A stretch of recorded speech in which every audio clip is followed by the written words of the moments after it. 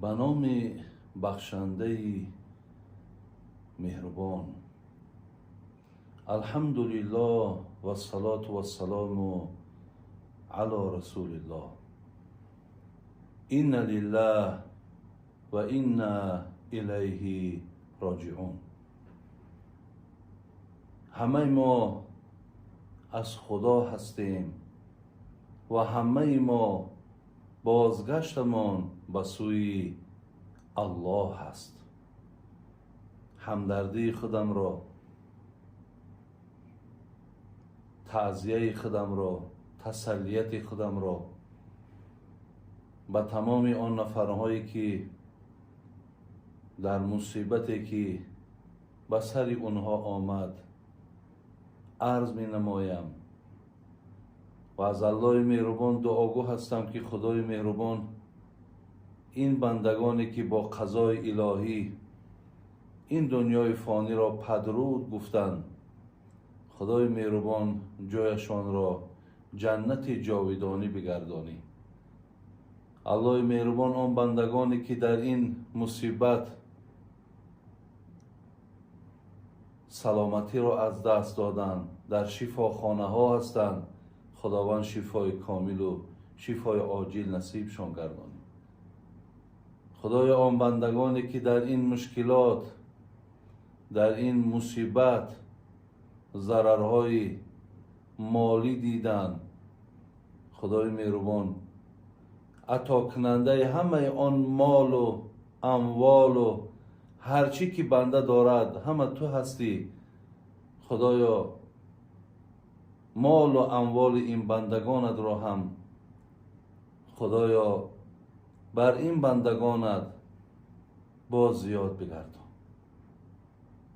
برادران خیلی عزیز و گرامی، مادران، خواهران، حقیقتا امروز در شهر ما، در شهر کولاب ما یک حادثه گویم که در او قضای الهی بود، در او اراده الله رفتگی بود، رخ داد و بسیاری از برادران ما، بسیاری از محبان و مخلصان ما، چه از داخل و چه از بیرون، همگی برای ما حتی یک تعزیه بیان کردن، یک تسلیت بیان کردن در حق همه اونهایی که ضرر دیدن، دعاهای خیر کردن.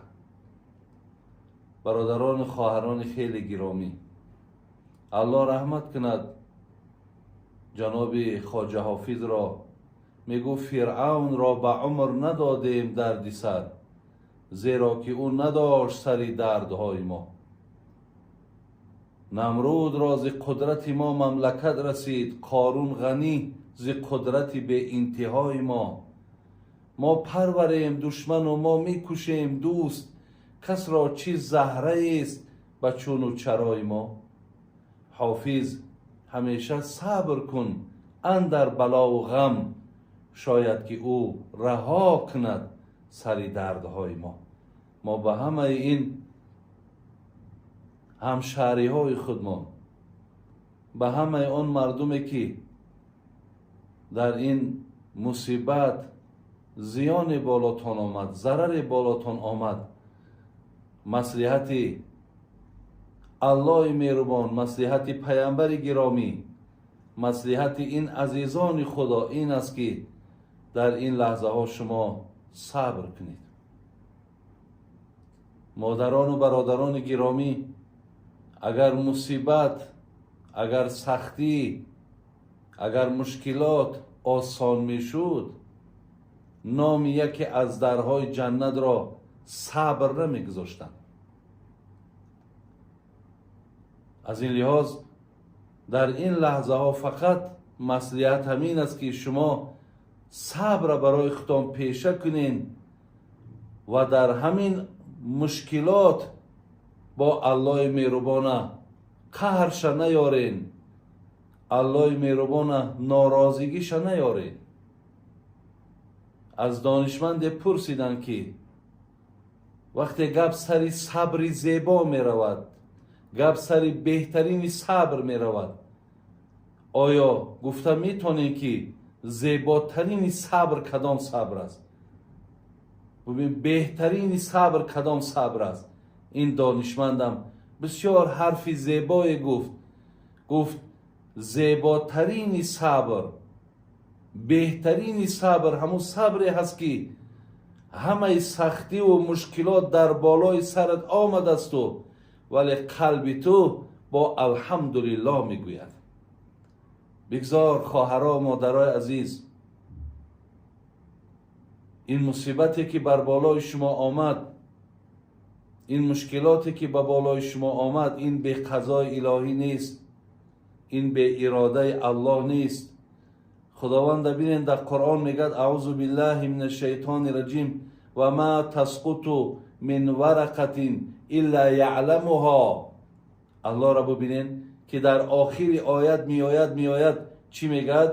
الا فی کتاب مبین. خدای مهربان وقتی تقدیر دنیا را وقتی بیان میکند، وقتی الله مهربان میگه یک برگ از درخت وقتی که می افتد از درخت جدا می شود در زمین میزند، بین علم ما در او هست، آگاهی ما در او هست. پس شما تصور کنید که این قدر مصیبت کلانی که بر بالای این بندگانش آمد، الله مهربان چی از این آگاهی ندارد؟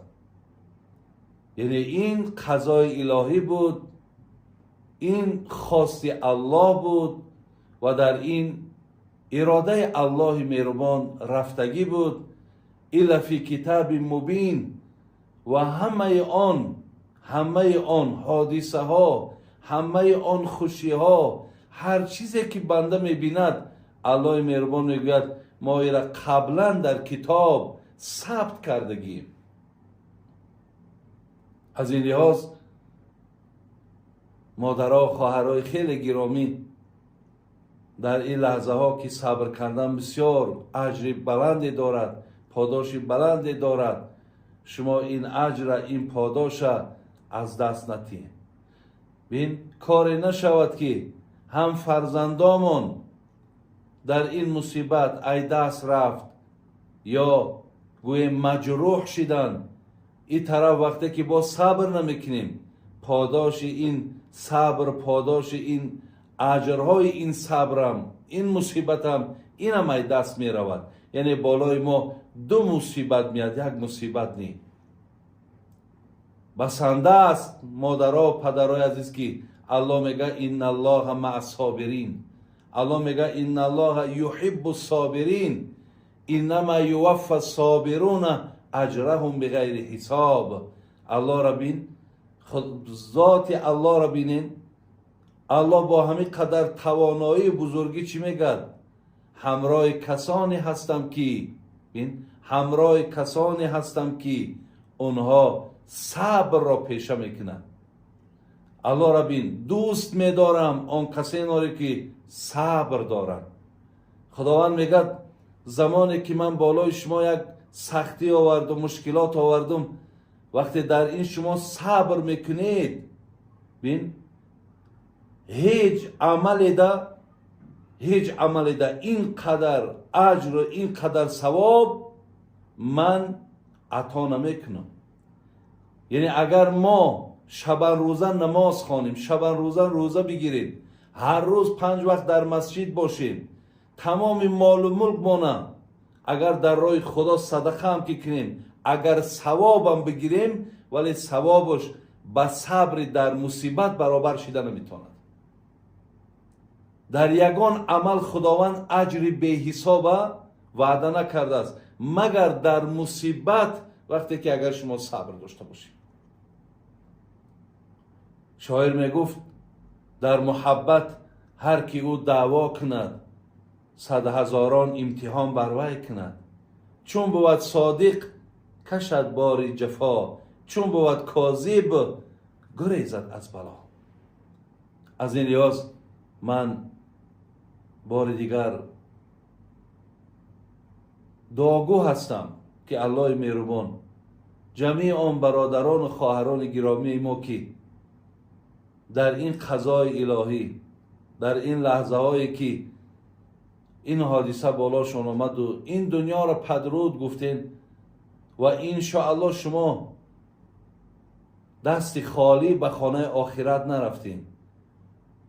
این حادثه برای شما بسیار هدیه های زیاد آورد، برای شما درجه آورد، برای شما مغفرت گناه آورد. خداوند دعاگو هستم که الله مهربان رحمت و مغفرت تون کنه. خداوند بازم دعاگو هستم که در این لحظه ها برای شما صبر، از نعمت صبر الله مهربان عطا فرماید. خدای مهربان دعاگو هستم که خداوند جمعی بندگان را از هر یک سختی و از هر یک مشکلاتایی که هست نگه بدارید. برادران و خواهران خیلی گرامی، خدای مهربان در قرآن ما اصاب من مصیبت فی الارض ولا فی انفسکم الا فی کتاب من قبل ان نبرأها ان ذلك علی الله یسیر. سوره حدید آیت 22. ما چی مصیبت و مشکلات در زمین بیاریم، ببین چی نبودن باران باشد، چی خشک شدن زراعت ها باشد، چی نبستن میوه ها باشد، یا اینکه چی مشکلات و چی مصیبت در جانهای شما، در جسمهای شما بیاریم. الله مهربان میگوید که اینها را ما، یعنی این حادثه را، این سختی ها را، ولی شما به دنیا نآمده ما اینها را لکه ثبت کردگی بودیم. اینها همه نوشته شدن. از این خاطر همه ما هرچی به سر ما الله مهربان نوشته باشد ما اونها را خواهیم دید.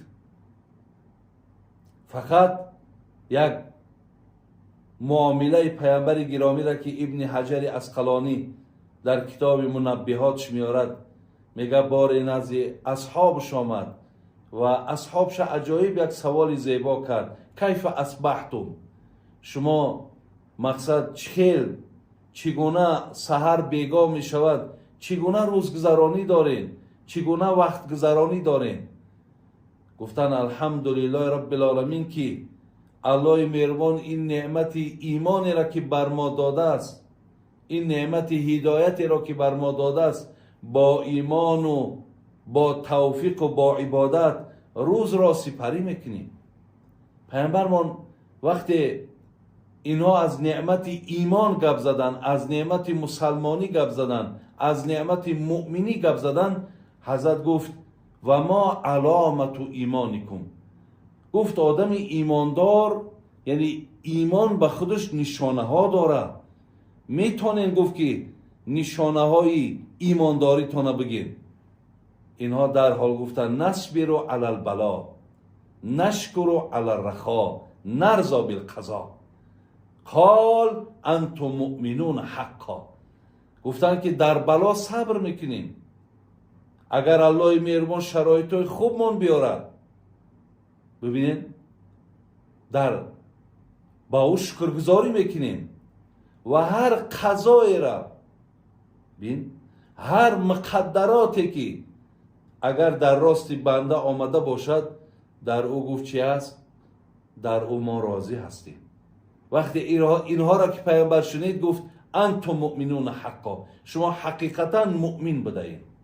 از این لحاظ به همه برادران و خواهران گرامی، وقتی دعوای ایمانداری و اسلامداری داریم، در این حالت ها ما ببین بازم به قدرت الله مهربان تسلیم شویم، باز هم توانایی الله مهربان را به چشم سر ببینیم که میتواند الله مهربان در یک لحظه برای ما و شما هر یک حادثه ناخوش بیارد. همون حکمت پیغمبر سخنش که استعید للموت قبل نزول الموت، پیش از آنه که مرگ به سراغتان میاد آمادگی داشته باشید، تیاری داشته باشید.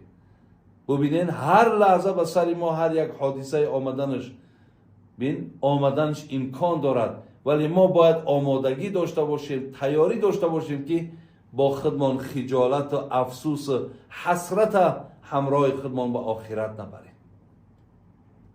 خداوند در بار دیگر دعاگو هستم که الله مهربان صبر ما نصیب گردانه و جمعی بندگانی در این حادثه گذشتگی را خداوند رحمت و مغفرت کنه. در شهر این بستانی کلاب ما خداوند فیض و برکات چه نازل کنه، آفت و بلاها را دور گردانه. در عوض این قدر مادرها، خواهرها، دادرهایی که از بین ما رفت، خداوند در عوضش باز برای این مردم شریف ما فرزندای را الله مهربان عطا فرمایی که از زمره مثل این بندگان که همه نفرهای خوبه بودن، نفرهای نیکی بودن، همه الحمدلله رب العالمین که بندگی تو را میکردن، خدای مهربان در عوضش برای این مردم ما باز هم از این نعمت فرزند نصیب گردانی. ربنا تقبل منا انك انت السمیع العلیم و تب علینا انك انت التواب الرحیم.